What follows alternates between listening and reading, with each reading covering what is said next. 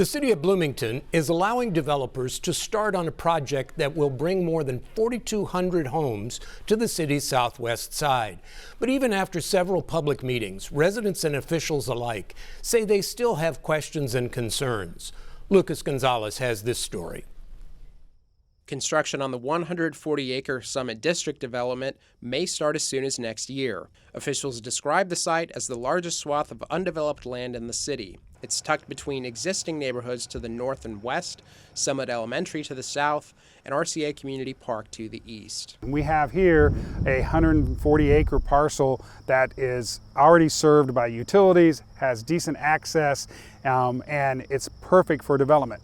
At the same time, it will increase and improve access and services to the greater Bloomington area as well. The project will include 5 neighborhoods. They'll be built in various phases over the next 10 to 12 years.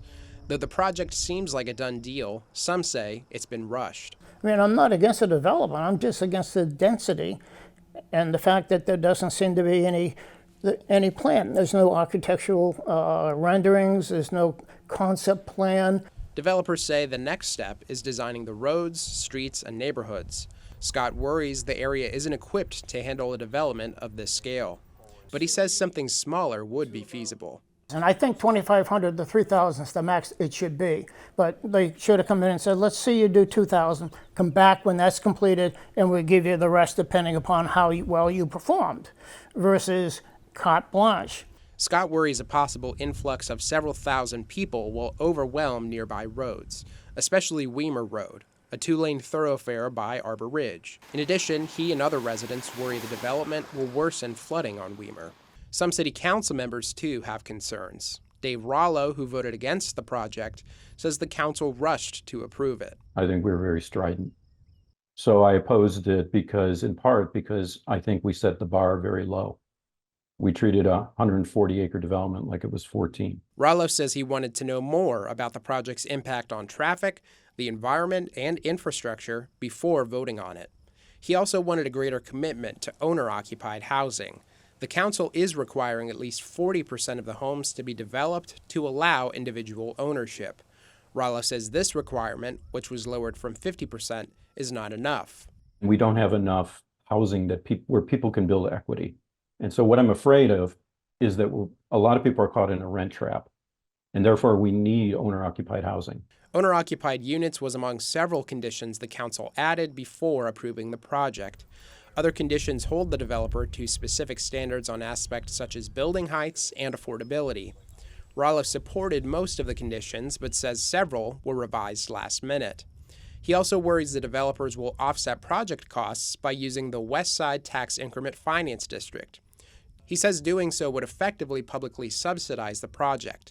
He says the developers should be shouldering as much of the cost as possible. The developers say they're working with the city to identify possible funding sources, including but not limited to tax increment financing. It's only natural to be concerned when you have a large development being approved for right in your backyard. But there are many safeguards to make sure that the impacts are minimal. Piedmont Smith says certain infrastructure must be put in place before construction can start. City of Bloomington Utilities had already planned to upgrade the stormwater systems. Now that the project is moving forward, the developers will help pay for those upgrades.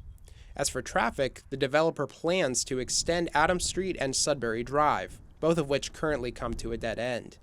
Piedmont Smith says the upgrades will provide alternatives to Weimer Road. A city engineer is reviewing a traffic study for the project. The developer will help pay for any recommendations that come out of the report.